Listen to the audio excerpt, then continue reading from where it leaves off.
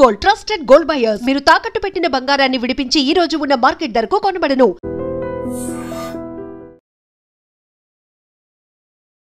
నమస్తే, welcome to I dream. నేను మీ లక్ష్మి. ఒక్కొక్కరికి ఒక్కొక్క రకమైన హాబీస్ ఉంటాయి.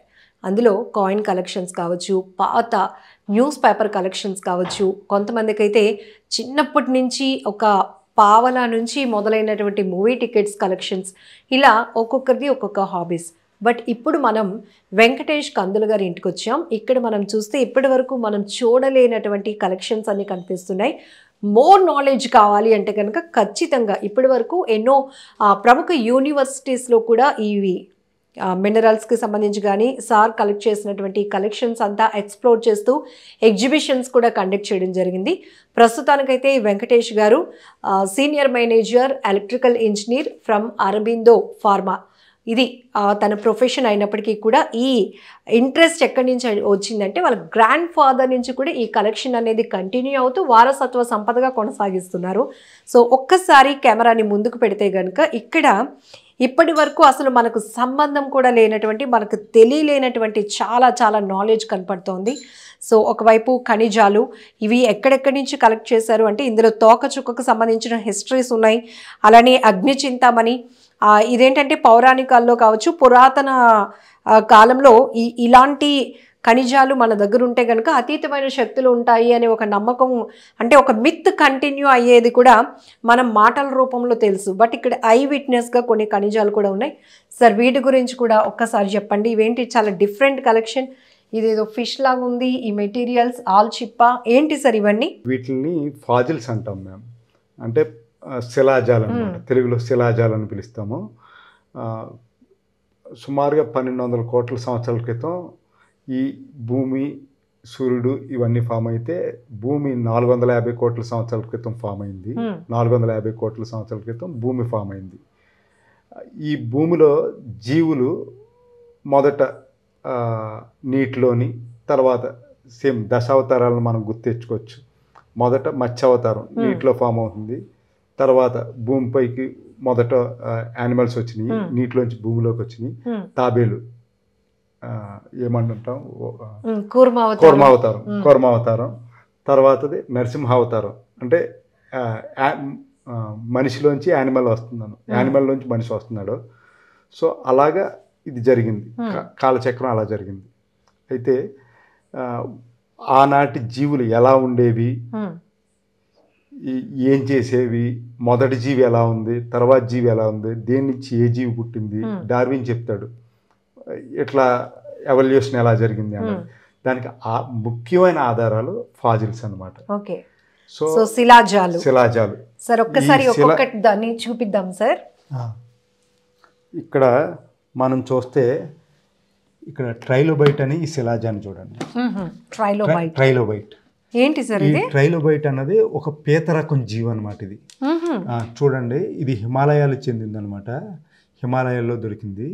ఇక్కడ దీని 2 కళ్ళు ఉన్నాయి, హెడ్ ఇక్కడ ఉంది, బాడీ ఇది జీవి అనమాట. ఇది ఒక జీవి, కళ్ళు, దీనిపైన యాంటీనాస్ ఉంటాయి, అది ఈ యాంటీనా. ఇది ఒక జీవి.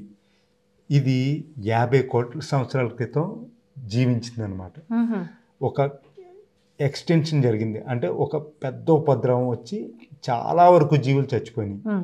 దీన్ని హార్షూ క్రాబ్ అని ఒకటి ఉందండి, అంటే దీని వారసురాలే. ఇది చూడండి, ఇది కూడా ట్రైలోబైటే. ఇది మొరాకోలో. ఇది వేరు, ఇది వేరునా సార్? రెండు ఒకటే, వేరు జాతులు, వేరు ప్రాంతాల్లో వేరు జాతులు ఉండేవి. ఒకే చోట కూడా రకరకాలైన జాతులు ఉంటాయి కదా, సముద్రంలో ఉండేవి అనమాట. ఇది చూడండి, ఇక్కడ 2 కళ్ళు, హెడ్, ఇదంతా బాడీ అనమాట. ఇదంతా బాడీ, ఇది టైల్. సో దీన్ని ట్రైలోబైట్ అంటాం.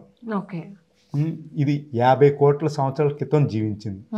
మరొకటి ఏంటంటే ఇక్కడ చూడండి, చేప. మామూలుగా ఎండు చేప మీరు 6 నెలలదో 8 నెలలదో చూసుంటారు కదా, కానీ ఇక్కడ చూడబోయే ఎండు చేప 6.5 కోట్ల సంవత్సరాల క్రితం. ఎండు చేప, ఈ ఎండు చేప శిలాజంగా మారిందనమాట. అంటే ఈ మట్టి పొరల మధ్య ఒక జీవి చిక్కుకుపోయి ఆక్సిజన్ అందక వేరే జీవులు తినే అవకాశం తగ్గిపోయినప్పుడు ఆ జీవి ఫాజిలైజ్ అయ్యే అవకాశం ఎక్కువ అవుతుంది అనమాట. దానిలో ఉండి ఆర్గానిక్ కాంపౌండ్ని మినరల్స్ రీప్లేస్ చేస్తాయి, వాటర్లో ఉండి మినరల్స్ రీప్లేస్ చేస్తాయి. అందువల్ల ఎన్ని కోట్ల సంవత్సరాలు ఉన్నా అది అలాగే ఉంటుందన్నమాట. సో ఇది ఒక ఫిష్ ఫాజిల్, ఇది ఇంపోర్టెడ్. ఇది వచ్చేసి రామగుండం ఏరియాలోదండి. అంటే తెలంగాణ అన్నది మన తెలుగు ప్రాంతాల్లో. ఇది ఇంపోర్టెడ్ ఎక్కడి నుంచి సార్? ఇది యుఎస్ మ్యామ్. ఇది ఇండియన్. ఈ రెండు ఎండు చేపల హిస్టరీ. అమ్మో, ఇదేంటి సార్? మ్యామ్ ఇది కోప్రలైట్ అంటామండి. అంటే పాలియాంటాలజీ భాషలో కోప్రలైట్ అంటాము. ఒక జీవి యొక్క పేడ అన్నమాట. పేడ శిలాజంగా మారిపోయింది అనమాట.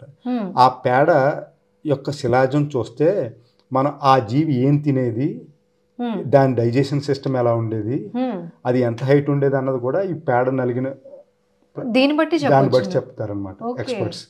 ఉదాహరణ చూడండి, దీంట్లో ఎముక ఉంది, చిన్న చిన్న పురుగులు లాంటివి ఉన్నాయి. సో ఈ జీవి నాన్ వెజిటేరియన్ అనమాట.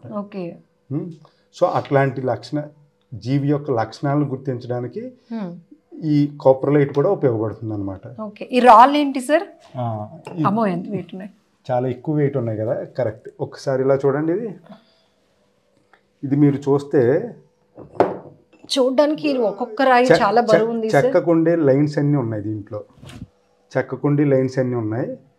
ఇట్లా చూస్తే పైన తొడిమిలా ఉంది, అంటే కాండంలా ఉంది.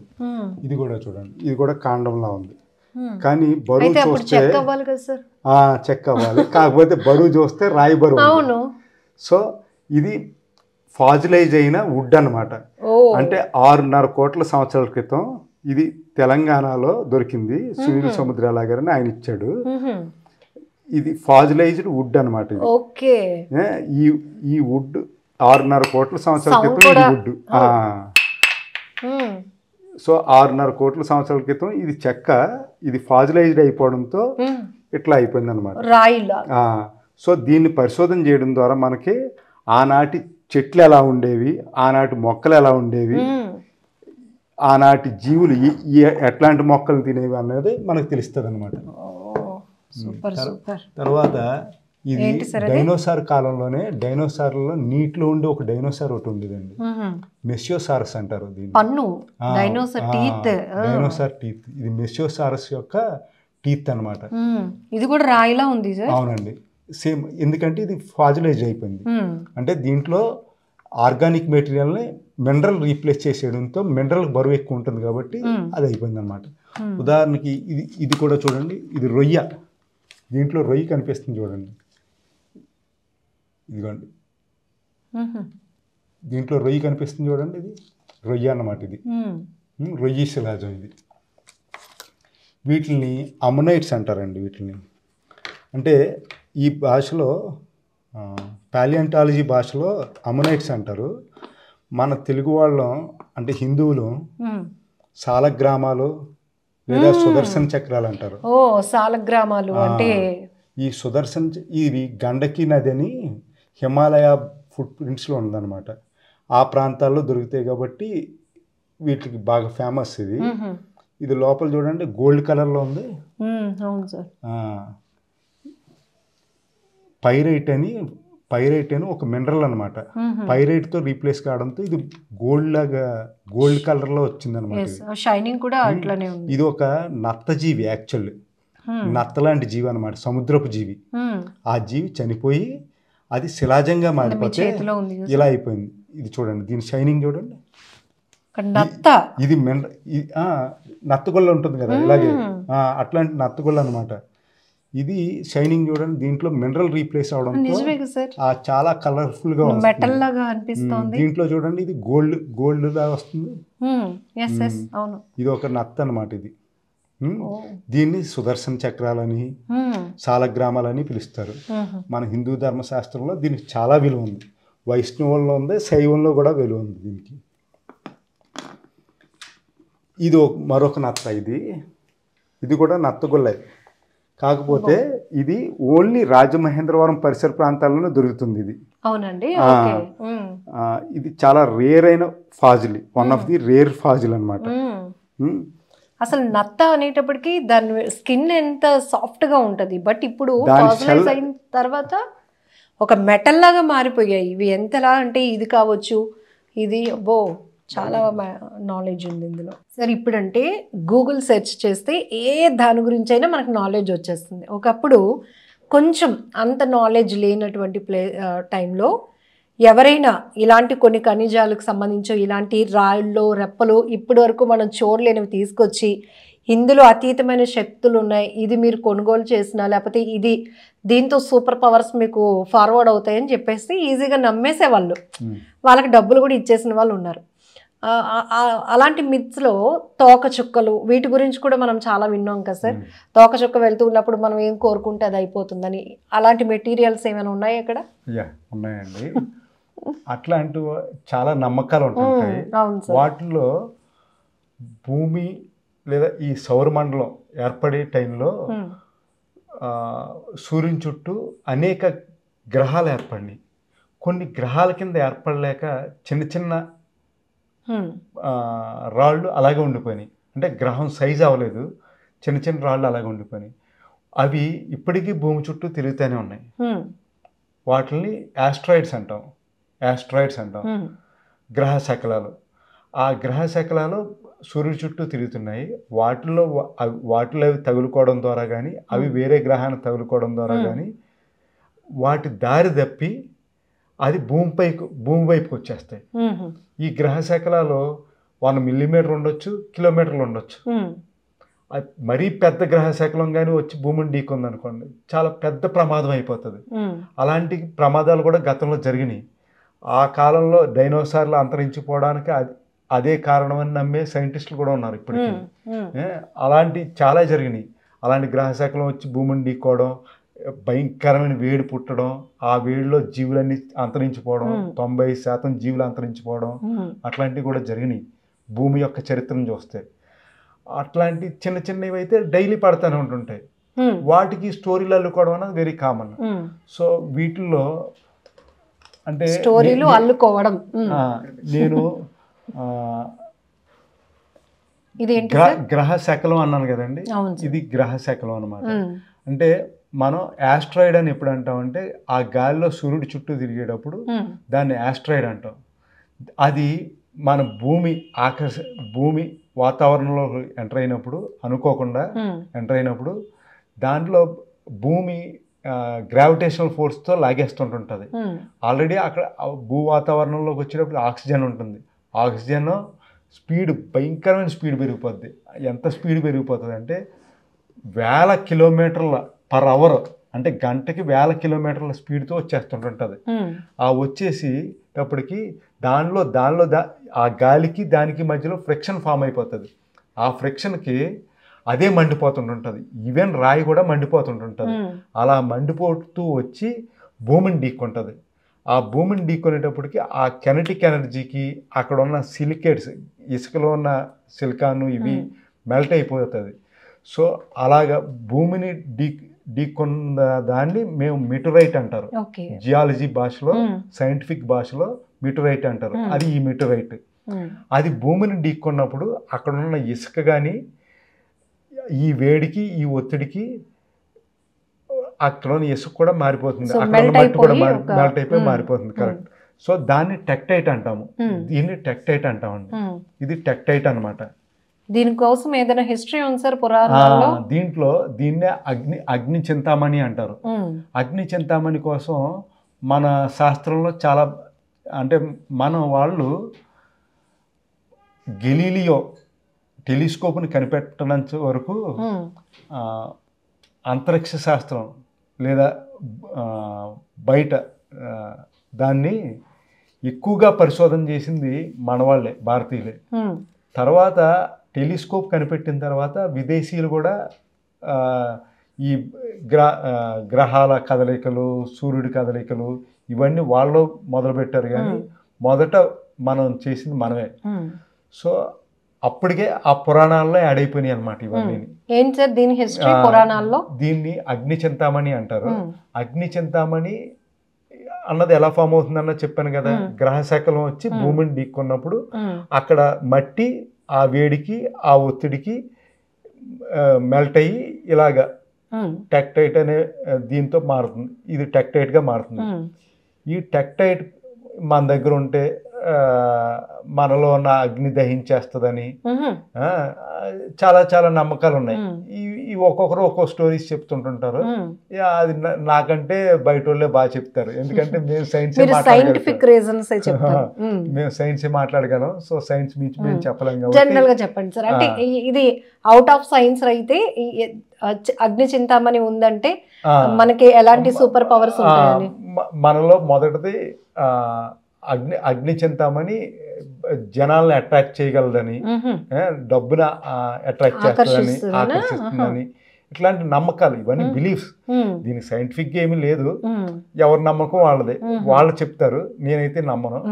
సో దీనికి చాలా నమ్మకాలు ఉన్నాయి. సో ఇది అగ్ని చింతామణి. తర్వాత చెప్పుకోవాల్సింది ఫుల్గురైట్. ఈ ఫుల్గురైట్ అన్నది ఏంటంటే ఇందాక మనం ఒక చోట చెప్పుకున్నాం చూసారా, ఎక్కడ చెప్పుకున్నాం మనం, గ్రహాలు వీటితో కాకుండా తర్వాత దీన్ని ఫుల్గురైట్ అంటామండి మేము. ఫుల్గురైట్ అంటే ఏంటంటే థండర్ అంటే ఏంటి, పిడుగు అన్నది మేఘాల మధ్య స్టాటిక్ ఎలక్ట్రిసిటీ జనరేట్ అవుతుంది. ఆ స్టాటిక్ ఎలక్ట్రిసిటీ మెగావోల్ట్స్లో ఉంటుంది. ఇంట్లో అయితే 230 వోల్ట్స్ ఉంటుంది, ఇండస్ట్రీలో అయితే 415 వోల్ట్స్ ఉంటుంది. ఇక్కడ వచ్చేటప్పుడు మెగావోల్ట్స్, కిలో వోల్ట్స్ కూడా కాదు, మెగావోల్ట్స్లోకి వెళ్ళిపోతుంది. ఆ మెగావోల్ట్స్ వోల్టేజ్ భూమికి టచ్ అయినప్పుడు అక్కడ హీట్ జనరేట్ అవుతుంది. మనందరికీ తెలిసిందే, చెట్లు కాలిపోతాయి, మనుషులు చచ్చిపోతారు, జీవులు చచ్చిపోతాయి, చుట్టుపక్కలంతా కాలిపోతుంది, ఇవన్నీ జరుగుతుంది. అప్పుడు ఆ భూమిలో కూడా కొంత కెమికల్ రియాక్షన్ జరుగుతుంది. ఆ కెమికల్ రియాక్షన్ వల్ల ఈ ఫుల్గురైట్స్ ఫామ్ అవుతాయి అన్నమాట. ఈ ఫుల్గురైట్స్ అనేవి ఎలా వెళ్తుంది, ఆ హీట్ డిస్పరేషన్ ఎలా ఉందో అలా అవుతుంది అనమాట. లైక్ చెట్టు యొక్క వేరు ఎలా ఉంటుందో అలా ఉంటుంది. సో ఈ ఫుల్గురైట్కి చాలా అద్భుతాలు జరుగుతాయని, ఇట్లాంటి నమ్మకాలన్నీ ఆకర్షణ శక్తి ఉందని. ఇప్పుడు మనం రైస్ పుల్లింగ్ వాళ్ళు చెప్తారు చూసారా, రైస్ పుల్లింగ్ వాళ్ళు ఏం చెప్తారు, పిడుగొచ్చి గుడి గోపురం యొక్క పైన ఇవి ఉంటాయి కదా, ఇత్తడి ఉంటాయి కదా, వాటిని టచ్ చేసిన, లేదా తోక చొక్కు వచ్చి దాన్ని ఢీకొన్నా అప్పుడు దానికి ఎక్స్ట్రా సూపర్ న్యాచురల్ పవర్స్ వస్తాయని చెప్తారు. అట్లాంటిది ఏం జరగదండి, సూపర్ న్యాచురల్ పవర్స్ ఏమి రావు, వాళ్ళంతా దొంగలు కాబట్టి అట్లా చెప్తుంటుంటారు. ఇది ఫుల్గురైట్. ఇది ఓన్లీ థండర్ స్ట్రైక్ అయినప్పుడు భూమిలో ఇది ఫామ్ అవుతుంది. ఇందాక చూపించాను కదా మీకు టెక్టైట్ అని, అది ఇది టెక్టైట్ కరెక్ట్. ఇది టెక్టైట్ అని చెప్పాను కదా. ఇది ఎప్పుడు పడుతుంది అన్న, తోక చొక్కు వచ్చి భూమిని ఢీక్కుంటే అక్కడ ఇది టెక్టైట్ ఫామ్ అవుతుంది. తోక చొక్క ఏది అంటే ఇది తోక చొక్క, లేదా తోక చొక్క, లేదా గ్రహ శకలం. సో ఈ పైన ఉన్న యాస్ట్రాయిడ్ బెల్ట్ నుంచి తప్పిపోయి వచ్చిన యాస్ట్రాయిడ్ భూమి ఏరియాలోకి వచ్చినప్పుడు అది మండుతుంటుంటుంది. సో మనం చూడడానికి ఎలా ఉంటుంది, తోకలా ఏర్పడుతుంది కదా, మరి ఇలా వస్తుంది కాబట్టి ఫైర్తో వస్తుంది కాబట్టి వెనక వైపు ఫైర్ ఉంటుంది, ముందు వైపు ఉండదు కాబట్టి గాలికి. సో అది మనకు తోక చుక్కలా కనిపిస్తుంది. తోక చుక్కలు వేరు, గ్యాస్తో నిండి ఉంటాయి, ఇది మనకు తోక చుక్కలా కనిపిస్తుంది. సో ఈ తోక చుక్క చూసినప్పుడు ఏది కోరుకుంటే అది జరుగుతుంది అన్నది ఒక నమ్మకం. సో నమ్మకం మీద నడుస్తుంది ప్రపంచం. సో బిహైండ్ సైంటిఫిక్ రీజన్స్ అయితే చాలా విషయాల గురించి తెలుసుకున్నాం. సరే, ఇప్పటి వరకు మీరు అందరికీ ఒక డౌట్ ఉండొచ్చు, అంటే ఇంత కలెక్షన్ ఉంది మీ దగ్గర, శిలాజాలు కావచ్చు, ఖనిజాలకు సంబంధించి, ఎక్కడి నుంచి ఈ కలెక్షన్, అంటే ఎక్కడ సార్, మన ఇండియాలో దొరికినవేనా, అవుట్ ఆఫ్? మ్యామ్ చాలా వరకు మన భూమి అంటే భారత భూమి ఖనిజ సంపదకి నిలయం. ఒక్కొక్క ప్రాంతంలో ఒక్కొక్క మినరల్స్ దొరుకుతుంటుంది, మన వాళ్ళకి తెలియదు. ఉదాహరణకి డైనోసార్లు అనేటువంటి భారతదేశంలో చాలా ఎక్కువ ఉండేవి, రకరకాల డైనోసార్లు ఉండేవి. వీటిల్లో టైటనోసారస్ అని ఒకటి ఉండేది, చాలా పెద్ద పర్సనాలిటీ అనమాట. 30 మీటర్ల వరకు పొడవు ఉండేది, టన్నుల కొద్దీ బరువు ఉండేది. అది మన తెలంగాణలోని దొరికింది, ఉత్తర తెలంగాణలో దొరికింది. దాని శిలాజము బిర్లా మ్యూజియం హైదరాబాద్లో ఉంది. ఆ విషయం చాలా మందికి తెలియదు, చాలా మంది చూడరు.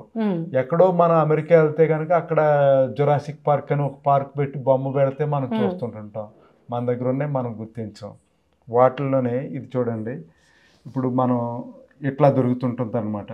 అంటే సున్నప్రాయ గనుల్లో వాటిలోనే తీసి చూస్తే లోపల చేప ఉంది. నిజమే సార్, చేప. ఓకే, దీని హిస్టరీ ఏంటి సార్? ఇది కూడా అంతే మ్యామ్, సేమ్. ఇది కూడా ఫాజిలైజ్డ్ ఫిష్ అనమాట. ఇది కోట్ల సంవత్సరాల క్రితం నాటి చేప శిలాజంగా మారిపోయింది. సున్న పొరలు. కానీ ఇవేంటంటే గోల్డ్ అండ్ షైనింగ్ లో వస్తున్నాయి. గ్రేట్. అసలు అది మినరల్ తో రీప్లేస్ అయింది కాబట్టి మినరల్ షైనింగ్ ఉంటుందండి. ఆ షైనింగ్ మనకు కనిపిస్తుంది. యాక్చువల్ ఫిష్ షైనింగ్ ఉండదు, అది మినరల్ తో రీప్లేస్ అయిపోయింది కాబట్టి ఆ మినరల్ యొక్క షైనింగ్ మనకు కనిపిస్తుంది. సార్ ఎప్పుడు అంటే గ్రాండ్ ఫాదర్ నుంచి కొన్ని కలెక్షన్స్ అనేవి మీరు కంటిన్యూ చేస్తూ ఉన్నారు, మీ ఓన్ కలెక్షన్స్ కూడా ఉన్నాయి.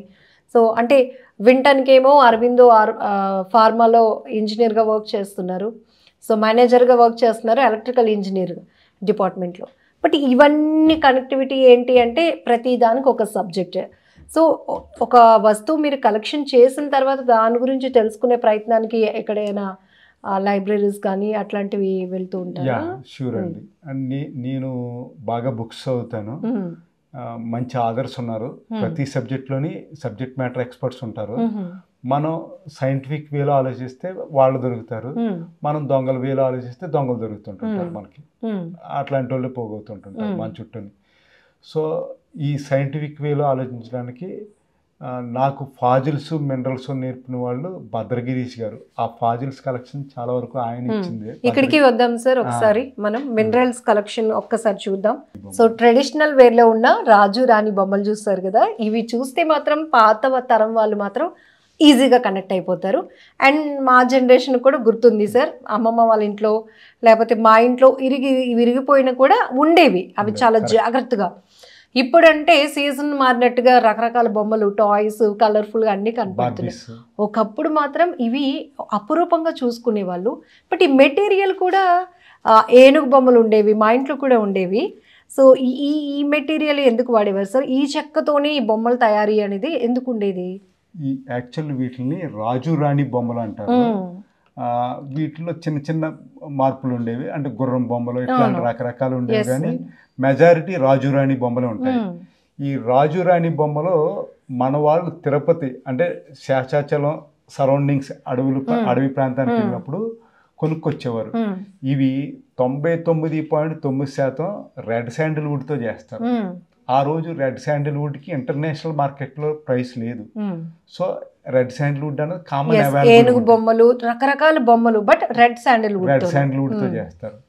ఇప్పుడు మనం ప్లాస్టిక్ బొమ్మలు కొనిస్తున్నాం పిల్లలకి, వాళ్ళు ఏం చేస్తారు, ఫస్ట్ చేసే పని నోట్లో పెట్టుకుంటారు కదా, అది చెడు, అందుకని నోట్లో పెట్టుకోవద్దని చెప్తున్నాం. కానీ ఈ బొమ్మ ఉందనుకోండి, ఇది రెడ్ శాండిల్వుడ్తో చేస్తారు, అది చిన్నపిల్లవాళ్ళకి ఇచ్చారనుకోండి, నోట్లో పెట్టుకున్నాడు అనుకో ఏమవుద్ది? ఏమీ అవ్వదు, మంచిది. హెర్బల్ ప్లాంట్ కదా ఇది, రెడ్ శాండిల్వుడ్ హెర్బల్ ప్లాంట్.